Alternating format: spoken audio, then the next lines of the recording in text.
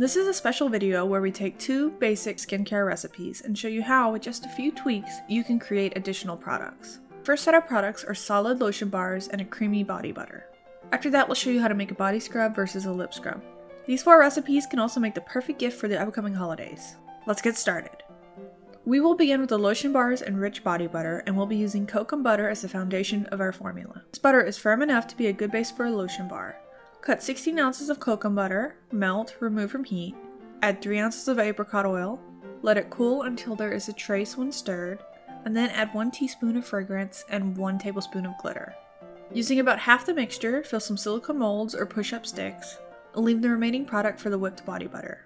Place the bars in the fridge until solid, about 1 hour. Meanwhile, add 2.5 ounces of Apricot Oil to the formula, place in fridge until partially solid, whip for a few minutes, do not over whip or it will get too hard. Scoop the finished body butter into your containers and it's ready to be used. Whether you choose the lotion bar or body butter, this will deeply moisturize your skin while giving a beautiful sparkling glow. The second set of DIY products are a sugar body scrub and a lip sugar scrub. For the body scrub, mix 20 ounces of sugar, we used white sugar but brown sugar works just fine, and about 8 ounces of almond oil or another similarly light oil. Add 1 tablespoon of frankincense and half a tablespoon of bergamot essential oils. This blend creates a very warm, rich scent, perfect for fall and winter. If you love a little splash of color, add 2 tablespoons of mica. We used a mix of orange and gold, but any color will do.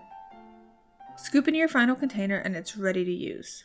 And since we didn't use preservatives, when using this in the shower, try not to let water get into the jar or this will cause mold over time.